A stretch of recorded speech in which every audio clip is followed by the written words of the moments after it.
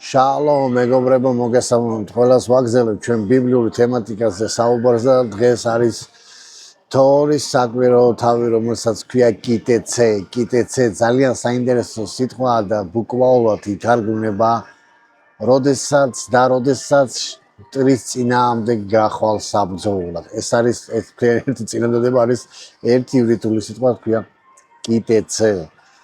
ებრაულად და ეს არის მეორე რჯულის ბოლო თავებია უკვე შემოკარგებო თქვენიც რომ კარგობის დღესასწაულზე უკვე მთავრდება რჯულის ერთწლიანი ციკლის კითხვა და მე იმედი მაქვს უკვე მაგ დროს ვიქნებ ისრაელში და ისრაელიდან ბოლო თავს ჩავწერთ კერძოდ ეს იქნება სიმხათ თორაზე ეს როგორაც იცი ბოლო თავი იკითხება და ისევ თავიდან ხელახლა იწყება თორის საკვირაო თავი რომელიც კიდევ ასე ერთი წელი გაგრძელდება და ჩვენი დაბოლოებაც იქნება ისრაელში და სტარტიც იქნება ისრაელში. დაიწყება ეს ყველაფერი. ანუ როგორც საოცრება არა, ყველაფერი ისრაელში იწყება და ყველაფერი ისრაელში მთავრდება.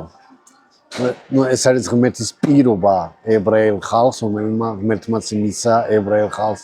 ეს არის აღთქმა, რომელიც დაუდო. ძალიან საინტერესო ერთი რამე მე ამასინად მოვისმინე ერთი რუსი მართლმადიდებელი მღვდელის შეფასებაა და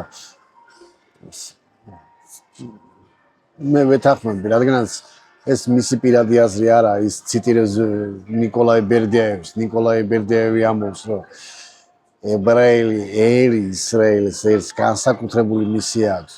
ლოგიკის კანონის თანახმად ებრაელები არ უნდა არსებობდნენ, მაგრამ ღმერთის სასწაულის მიხედვით ისინი არსებობენ. და კითხეს ბერდიაევს, სასწაული გითხარიო რა ხდებოდა. როგორ არა შეხედეთ ისრაელს და ებრაელ ერსო. მაშინ ისრაელის სახელმწიფო არ იყო, მაგრამ ნიკოლაი ბერდიაევი ამბობდა შეხედეთ ებრაელ ხალხსო. მათი არსებობა ეს არის დიდი სასწაული და შემოკარგებო ისრაელის ერი და ებრაელი ერი ერთადერთი ერია, რომელმაც იცის თავისი საბოლოო დანიშნულება რა არის. ძალიან გასაოცარი ერია.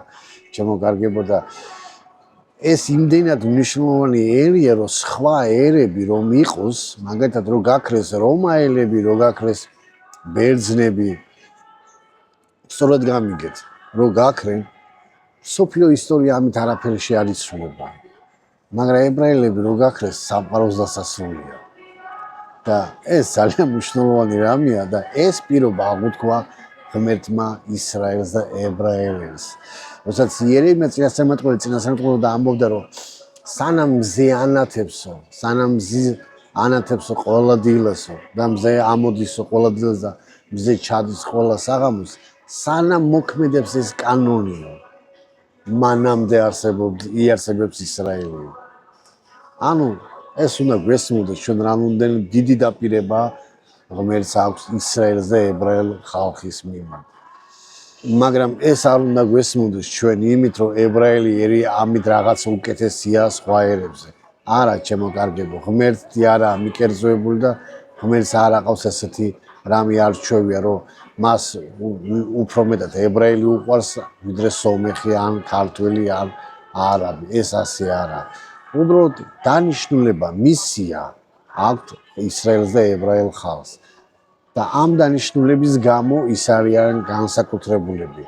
როგორც ქართველებს აქვს თავიანთი მისია კავკასიაში და კავკასიის რეგიონში ჩვენ განსაკუთრებული ერი ვართ ქართველი ხალხის, ასევე სომხებიც, რომელსაც აქვს თავიანთი დანიშნულება და ამ დანიშნულების გამო ისინი არიან განსაკუთრებული.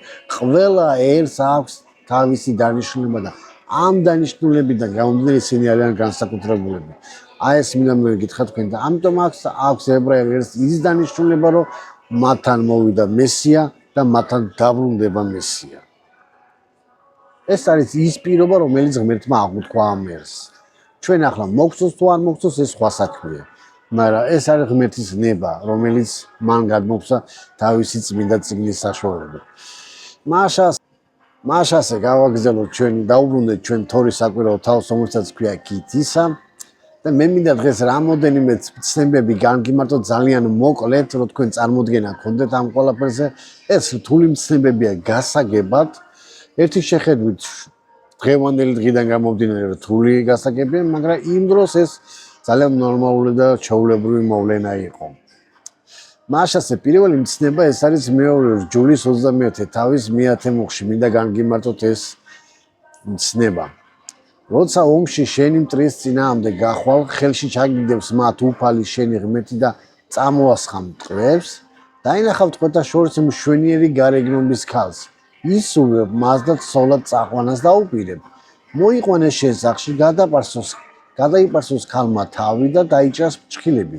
გაიხადოს ტყვეობის სამოსელი, დარჩეს შენ სახში ერთი თვე იტიროს თავის დედმამა, ამის მერე შედი მასთან, შეუღლდი და გახდება შენი ცოლი. თუ აღარ ისურვებ მას, მაშინ გაუშვი თავის ნებაზე, ოღონდ ფულთი არ გაყიდო, მონასავით არ მოექცე, რადგან დაიმორჩილე იგი. თითქოს ერთი შეხედვით ძალიან უცნაური მცნებაა, ხო? აი როგორ შეიძლება შენი ტყვე მოიყვანო ცოლად. მაგრამ აქ არის ძალიან მნიშვნელოვანი რამე, ძალიან დიდი სულიერი გაკვეთილი არის, საერთოდ ოჯახის პრინციპი როგორი უნდა გამოიყურებოდეს ოჯახი. და მე მინდა გითხრათ, რომ დღევანდელ დღეს სამწუხაროდ ეს ოჯახის ინსტიტუტი ძალიან გაუფასურდა, ძალიან ადვილად გახდა ეს ყველაფერი და აქ არის ძალიან დიდი სულიერი გაკვეთილი, რომელიც დევს. ღმერთი არ უშლის ცოლის მოყვანას, არ ეუბნება, არა ეს უცხო ტომელია და არ მოიყვანო, ასეთ რამეს არ ეუბნება ღმერთი.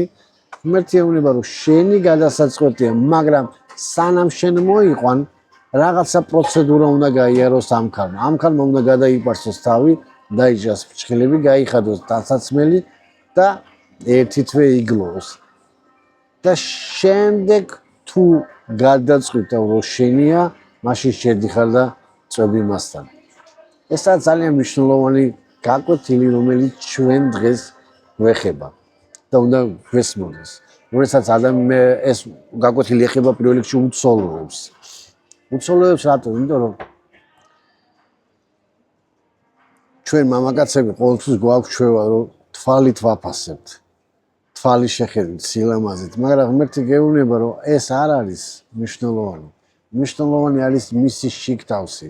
ამიტომ ეუბნება ღმერთი, რომ გადაიპარსოს ის თმა, რომელიც მას ამშვენებდა და ლამაზი იყო და ფრჩხილები, რომელიც მასაც ჰქონდა, დაიჭრა. შეხედე ის ქალი რეალობაში როგორია, როცა არ არის ის მიმზიდველი.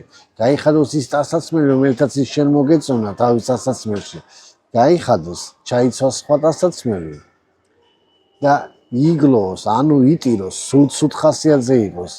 აი, როდესაც შენ დაინახავ ქალს, როდესაც ის სულ ხასიათზეა, როდესაც ის არ გამოიყურება ლამაზად და მაშინ ისურვებ მას, მისი ხასიათიდან გამომდინარე, მისი შინაგანი სილამაზის გამო და ისურვებ და დაიტოვებ, მაშინ შეგიძლია დაწვევ მასთან და ის დარჩეს შენ ცოლად.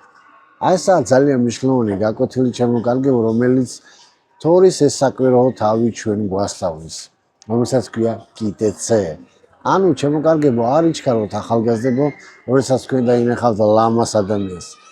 სილამაზე ადრე თუ გვიან ჭკნება, მაგრამ ის სულიერი სილამაზე, ის სულიერი თვისება, რომელიც შინაგანში აქვს იმ ქალს, ეს არის ძალიან მნიშვნელოვანი. და ამიტომ არ უნდა მოვტყუდოთ ჩემო კარგებო. ეს არის ის უდიდესი გაკვეთილი, რომელსაც ჩვენ გვასწავლის. კიდევ აქ არის ზოგმა შეიძლება თქვას, რომ ქალის უფლებები ირღვევა. არა, ქალის უფლებები არ ირღვევა. ამ კაცს თუ როდესაც ის გადაპარსავს ამ ქალს, ქალი ფრჩხილებს დაიჭრის, ერთი თვე იქნება ცუდ ხასიათზე, ანუ გლოვის ხასიათზე და შეხედავს კაცი, რომ არა მის უკვე მის მიმზიდველი, როგორც ის გამოიყურებოდა მაშინ არ ქონდა მას უფლება იმის გაყიდვის, არც მონასავით გაიყიდა, არც მოეკლა. ან კიდევ დაწოლილიყო ძალით მასთან. ამის უფლება არ ქონდა. მას უნდა გაეშვა ეს ქალი თავის სამშობლოში. აი ესაა ძალიან მნიშვნელოვანი რამე, რომ ჩემო კარგებო, რომ ღმერთი გვაფრთხილებს, რომ ჩვენ დაუფიქრებელი ნაბიჯები არ გადავდგათ. და ეს არის ძალიან მნიშვნელოვანი დღევანდელი პირველი გაკვეთილი. სულ რამოდენიმე გაკვეთილი გვიქნება ამ ცნებებიდან გამომდინარე, რომელსაც დღეს თორის საკვირაო თავია და საკმაოდ რომელიც 72 ცნება ამ თორის საკვირაო თავში გაერთიანებული. ანუ ეს თორის საკვირაო თავი მოიცავს ყველაზე ბევრ ცნებებს თელ თორაში, რაც არის. სულ 613 ცნებაა და აქედან 72 ცნება მარტო ამ თავშია გაერთიანებული. და საოცარი რამეა, შემოკარგებო და მას ასე პირველი ცნება განვმარტეთ, რომ ეს ნიშნავს, რომ არ უნდა ადამიანმა არ უნდა მამაკაცმა არ უნდა შეაფასოს მანდილოსანი, რომელიც ცოლად მოყავს მხოლოდ გარეგნულად. მან უნდა პირველ რიგში დაინახოს მისი შინაგანი თვისება, მისი შინაგანი სილამაზე. როდესაც ის არ გამოიყურება კარგად, როდესაც ის არის ცუდ ხასიათზე, აი მაშინ უნდა შეძლოს მამაკაცი დაინახოს იმ სხვა თვისებების დანახვა, რომელიც ქალის შიგნით იმალება. მანამდე ის ქალი მალავს ამას თავისი სილამაზით, თავისი იმით. ნუ სხვა საქმეა ახლა დღევანდელ დღეს როგორ იქცევიან მანდილოსნები, რომლებიც 24 საათი მარტო თავისი გარეგნობით არიან დაკავებულები და შინაგანის განვითარებას არ ცდილობენ. ნუ ამ ქალბატონებს სამწუხაროდ ძალიან ხარები შინაგანი სამყარო აქვს და ამიტომაც ამდენი ასე შემცირდა დაოჯახება დღევანდელ დღეს. ეს მარტო საქართველოში არ ხდება, ეს მსოფლიოში ხდება.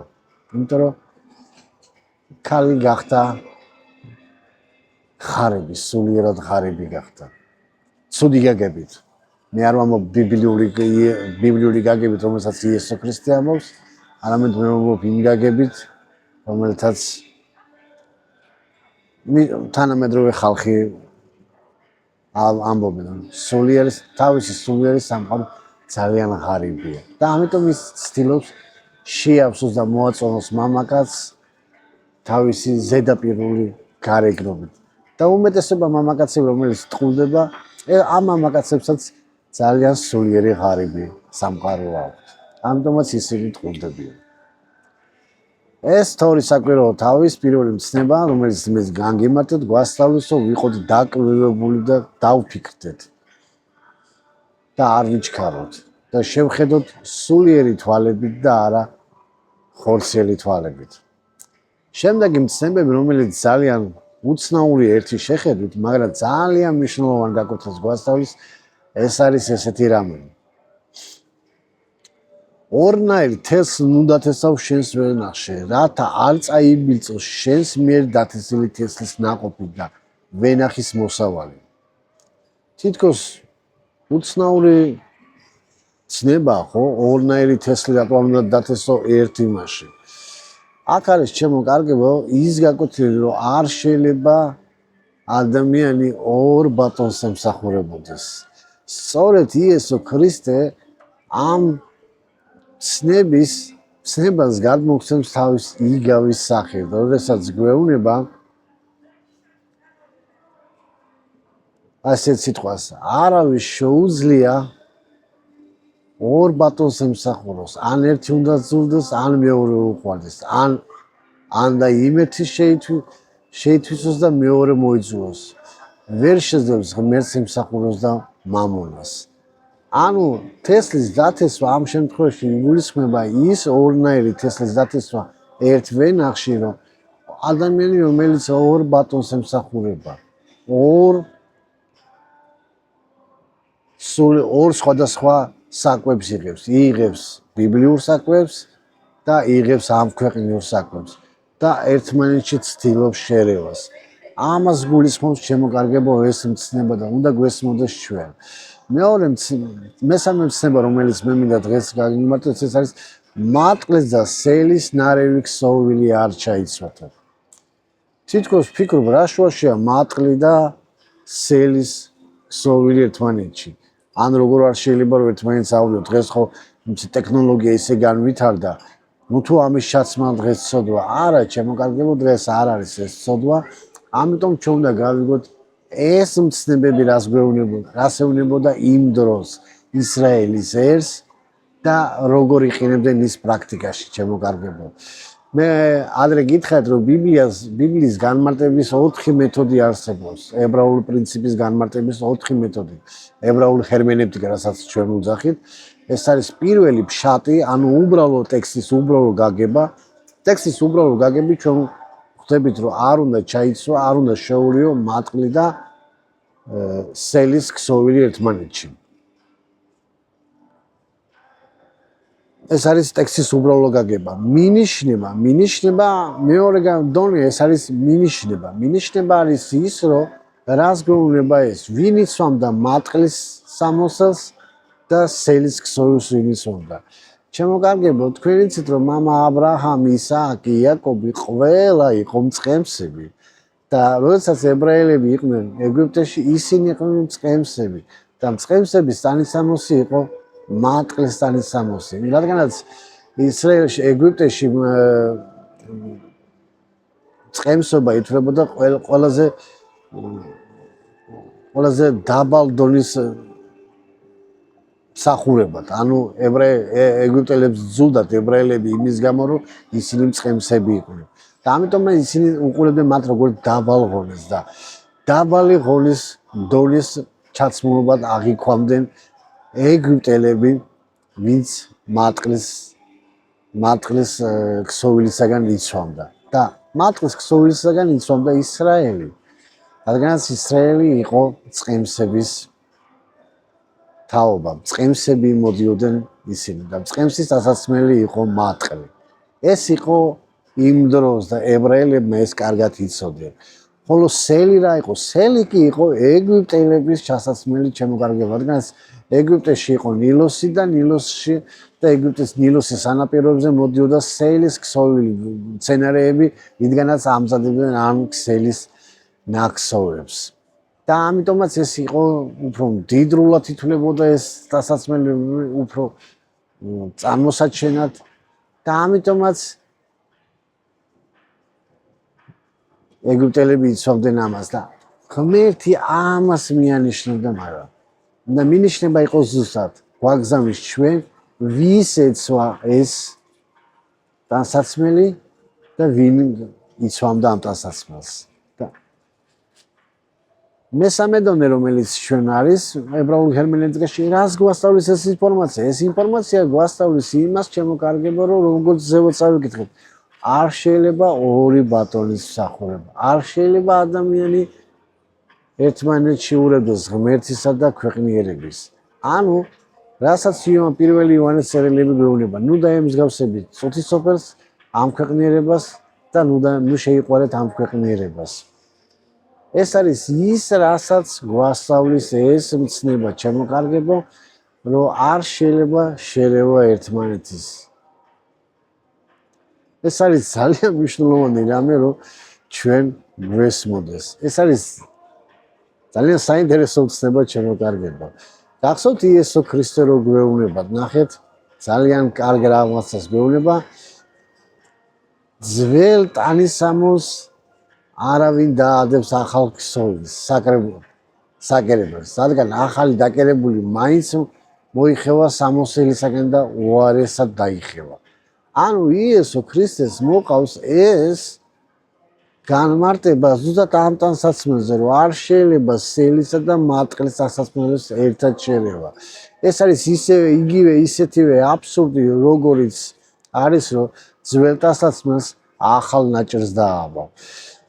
სამწუხაროდ ტრადიციულმა ქრისტიანობამ ეს დაუპირისპირა ძველ აღთქმასა და ახალ აღთქმას შორის. თითქოს იესო ქრისტე უპირისპირდებოდა რჯულსო და რჯულის სწავლება ეს იყო ძველი აღთქმის სწავლებაო და ამიტომ იესო ქრისტემ დაუპირისპირდა ამითო ახალ სწავლებაო. ეს ასე არაა, შემოგარგებო, იმიტომ რომ ჩვენ უნდა გვესმოდეს იესო ქრისტეს სწავლების დასაწყისი როგორ იწყება.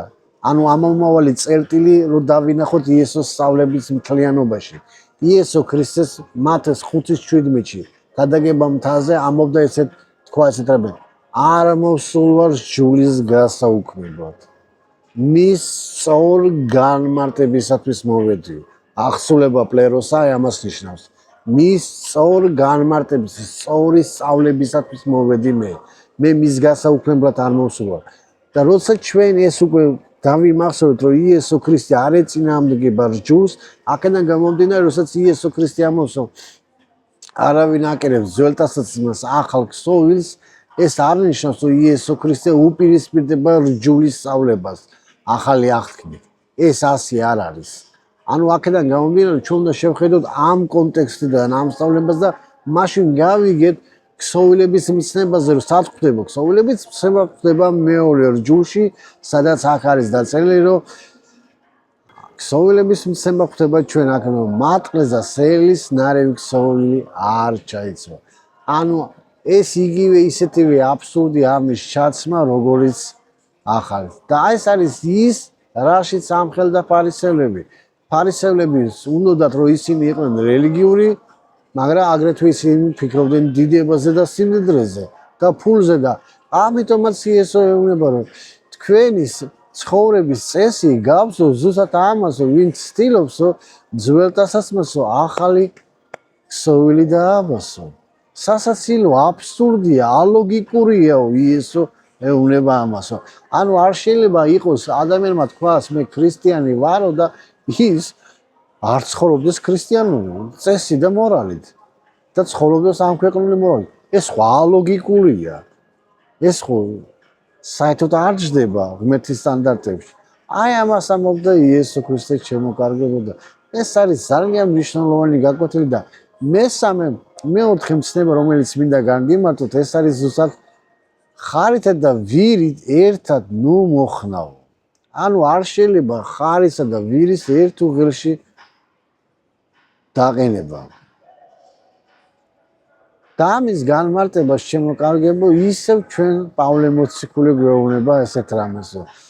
ნუ შეუბებით ურწმუნოებთა უცხოგვარში, რადგან რა საერთო აქვს სიმართლეს ურჯულოებასთან, რა აქვს საერთო ნათლს წყლიანთან, რა შეთანხმება აქვს ქრისტიან ბელიართან, ან რა წილი აქვს მორწმუნეს ურწმუნოსთან, რა კავშირი აქვს ღვთის ტაძარს კერპებთან, რადგან თქვენ ცოცხალი ღვთის ტაძარი ხართ, როგორც თქვა ღმერთმა, დამკვიდრებით და ვიმრით თქვენ შორის და ვიქნებით თქვენი ღმერთი და იქნებით ჩემი ხალხი და ეს სიტყვები კორინთელთა წერილებში, როდესაც ამბობს დამკვიდრებით და ვიმრით თქვენ შორის და ვიქნები ღმერთი, ეს არის გამოსვლის 25 თავში, როდესაც ღმერთი ეუბნება ამის შენეთ საწმინდარი, რათა დავივანო და ვიყო თქვენ შორისო.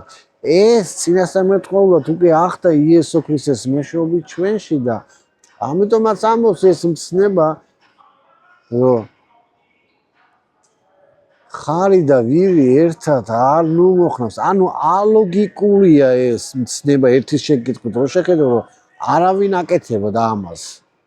მაგრამ თვითონ ღმერთი ამას ამბობს, არ შეიძლება ხარი და ვირი ერთად, იმიტომ ვერ დახნავს, ვერც ხარი და ვერც ვირი ერთად. ანუ საქმე არ გამოვა. ხარი სათრევი იქნება ის ვირი და ის ვირი შეიძლება გარდაიცვალოს და ხარით შეიძლება გარდაიცვალოს, გადაიწვას ამ დაღლილობისაგან. ამას გვამფრთხილებს ჩვენ პავლე მოციქულის შემოგარდნილი. მარშალსა დევონელი თორის საკვირაო თავი, რომელიც არის კიტეცე, ძალიან მნიშვნელოვანი ცხოვრებისეული გაკვეთილების გვთავაზობს. პირველი, რომ ჩვენ ვიყოთ დაკვირვებული ჩვენს არჩევანში და ეს ეხება პირველ რიგში იმ დასაოჯახებელ წყვილებს, ვინც აპირებს ცოლის შეირთოს. ნუ შეხედავთ ხორცელი თვალები, შეხედეთ სულიერი თვალები, შეხედეთ თქვენს მეუღლეებს რა აქვთ შიგნით სულიერ სამყაროში. იცით, მე როდესაც ჩემი ცოლი მოვიყვანე, არ დაგიმალოთ, მართლა სილამაზით მომეწონა, ფიზიკურად მომეწონა მე ძალიან. მაგრამ უკვე 8 წელი ურთიერთობა, ახლა ეს არ არის დიდი, მე არა ვარ დიდი ექსპერტი ამ ცოლთან ურთიერთობებში, არიან ძალიან კარგი მასა. ჩემი გამოცდილებიდან, მე ჩემი ურთიერთობებიდან, ჩემი ცოლიდან. პირველად მართლა დავინახე, მომეწონა, მაგრამ მე ურთიერთობიდან გამომდინარე დავინახე მისი ხასიათი და კიდევ უფრო შემიყვარდა, კიდევ უფრო მივეჯაჭვე ჩემს ცოლს. და ყველაზე მთავარი რა არის, იცი ჩემო კარგებო, ბიბლია გვავალდებულებს აგვეუბნება, რომ ჩვენი ცოლები უპირობოდ უნდა გვიყვარდეს. თავისივე ხასიათიდან გამომდინარე, არ შევეცადოთ მათ გამოსწორებას, ჩვენ მათ ვერ გამოვასწორებთ. ჩვენ უნდა მივიღოთ ის მოცემულობა, რომ ისინი უბრალოდ უპირობოდ უნდა გვიყვარდეს. ეს არის და ეს. ხოლო ქალს ღმერთი ეუბნება, რომ ქმრებს ჯეროვანი პატივი უნდა სცეთ. ქალს არ ავალდებულებს ღმერთი უყვარდეს თავიანთი ქმარი, უპირობოდ. არამედ ქალს ავალდებულებს ღმერთი პატივი უნდა სცეს თავის ქმარს. ხოლო ქმრებს გვავალდებულებს უპირობოდ გვიყვარდეს ჩვენი ცოლები. და რასაც მე ჩემ თავში დავიჭირე ესო ეს უპირობო სიყვარულით მიყვარს ჩემი ცოლი, რომელიც თელი ჩემი სამყაროა. მაგრამ პირველად როცა შევხედე, მე თვალებით შევხედე. ორცელი თვალებით, მაგრამ მე უკვე სულიერი თვალებით მას ჩავხტე. და როცა შევხედე, რომ სულიერი და ორცელი გემოვნება ჩემი ჰარმონიაში მოვიდა, მაშინ გადავდგე ეს ნაბიჯი. და ასევე თქვენც გისურვებთ ამას, რომ იყავით დაკვირვებულები. მეორე მცნება, რომელიც ჩვენ გაგვიმართათ, ეს არის, რომ ორ თელს უნდა თესავთ ერთმანეთში, აი ეს ნიშნავს, რომ ორ ბატონს არ ემსახურო, ანუ არ შეიძლება შენ ქვეყნიერებიდან იკვებო და ეკლესიიდანაც იკვებო, ანუ ეგ არის იგივე ორი ბატონის მსახურება. მეორე ეს არის ჩვენ რომ მატყლის და სელის ნაკსოდ არ შეიძლება, ანუ არ შეიძლება ჩვენ ვიყოთ ქრისტიანები და ცხოვრობდეთ როგორც ურწმუნოები, ეს აბსურდია, გამორიცხულია, ალოგიკურია, ანუ ეს მცემა ამას გვასწავლის და მესამე მცემა, რომელიც ჩვენ ვთქვით, ხარი და ვირი ერთად უნდა, ეს არის რომ არ შევიდეთ ურწმუნოსთან კავშირში, ურწმუნო ხალხთან. ეს არის ბიზნესი, ეს არის ოჯახი, ანუ ნუ ვცდილობთ ოჯახის შექმნას ურწმუნოებთან და ნუ ვცდილობთ რამე საქმის დაწყებას ურწმუნო ხალხთან. ეს არის ის გაფრთხილება, რომელიც ჩვენ ღმერთი გვეუბნება ამ თოვლის საკვირაო თავებში. და ნახეთ როგორ მთავრდება ეს მეხუთე თავი როგორი რაღაცას გვეუბნება. მე-12 მუხლი 4-ვე კიდეზე ფოჩოები გაიკეთე შენს მოსასხამს, რომელსაც იმოსები და ეს ფოჩოების განმეორება მცნება, რომელიც რიცხვთა წიგნში გვიწერია. უთხრა უფალმა მოსას, განუცხადე ისრაელის ძეს, ეს არის რიცხვთა წიგნის მე-15 თავის 37-51 მუხლი. თლიანი კონტექსტი ამ მუხლების და ნახეთ ამ რას ნიშნავს ეს მცნება, ფოჩოების გაკეთება, ტანისამოსი და რა მნიშვნელობა ჰქონდა. უთხრა უფალმა მოსეს, განუცხადე ისრაელის ძე და უთხარი, რომ ფოჩოები გაიკეთოს სამოსლის კედლებზე, თაობიდან თაობამდე და ცისფერი ძაფი ჩაატარონ ფოჩოებში. როცა შეხედებთ, ეს ფოჩოები გაგახსენდებათ უფლის ყოველი მცნება აღსასრულებლად. რათა არ ახვეთ გულის თქმას და თვალს, რომელიც მრუშობისაკენ გიზიდავს. ნახეთ როგორ არჩევს. მე როცა გიკითხეთ. გიზიდავენ. რათა გახსოვდეთ და ასრულებთ ყოველ ჩემ ცნებას და წმინდები იყოთ თქვენი ღმერთისათვის. მე ვარ უფალი თქვენი ღმერთი, რომელმაც გამოგიყვანეთ ეგვიპტის ქვეყნიდან. რათა თქვენი ღმერთი ვიყო, მე ვარ უფალი თქვენი ღმერთი. ანუ ეს ფოჩოები, რომელსაც აქ აკეთებდა და ებრაელებს ეს ბუკვალურად აქვს ეს მცნება და მე გაჩვენებთ ისე რომ ჩავალ იმას ფოჩოებს რა იგულისხმება და როგორ გამოიყურება ეს ებრაულად ამას ციციც უძახიან ციციტები, მაგრამ შიგნით ჩასაცმელს ქვია ტალიტი. არის ტალიტ კატან, ტალიტ გადოლ. ტალიტ კატან არის შიგნით პატარა, რომელსაც ტალიტ გადოლ არის მოსასხამი, დიდი ტალიტები, ლოცვის დროს ვიყენებთ ამას ჩვენ ებრაელები. ამას ყველაფერს გაჩვენებთ ისრაელში მოხდებით, ჩვენ თვალსაჩინო გაჩვენებთ ძალიან ბევრ რაღაცებს იქ და ამიტომ გირჩევთ გამოიწეროთ ჩვენი არხი, რათა ბევრი საინტერესო დეტალები დაინახოთ. მაშასე ჩემო მეგობრებო, დავამთავრებ დღევანდელი საკვირაო თავი, რომელსაც ქვია კიტეცე და როცა გახვალ საბრძოლველად, გამგიმართეთ სულ 4 მცნება, რომელიც აქ არის ეს ერთი შეხედეთ რთული გასაგები ცნებები იყო და ამიტომ მეცადე გამემართეთ ცნებები თქვენთვის. გვიყურეთ ჩვენ აუცილებლად ილოცეთ ჩვენის მსახურებაზე, ილოცეთ რათა ის ჩვენი ისრაელში წასვლა იყოს ნაყოფი, რათა გადავიღოთ ის კადრები და ის დოკუმენტური მასალები, რომელიც ჩვენ მე მინდა თქვენ გაგიზიაროთ ეს ყველაფერი, რითაც მე მივდივარ პირადად, მინდა ეს ყველაფერი გაჩვენოთ. ასევე ჩემ გამომწერებს გთხოვ აუცილებლად უყურეთ ეს ვიდეო, დააკომენტარეთ, გააზიარეთ და ვისაც გინდათ ფინანსურად ჩვენი გვერდში დაგვიდგეთ, ჩვენ ყველა ვიდეოს ქვემოთ არის ჩვენი საბანკო რეკვიზიტები და შეგიძლიათ გადმოიწყოთ თქვენთვის სასურველი თანხა. მაშასე ვიყურეთ და აუცილებლად გამოიწერეთ, რათა არ გამოტოვოთ ისრაელში მოგზაურობა ბიბლიურ ადგილებზე, რომელიც ძალიან მალე იქნება.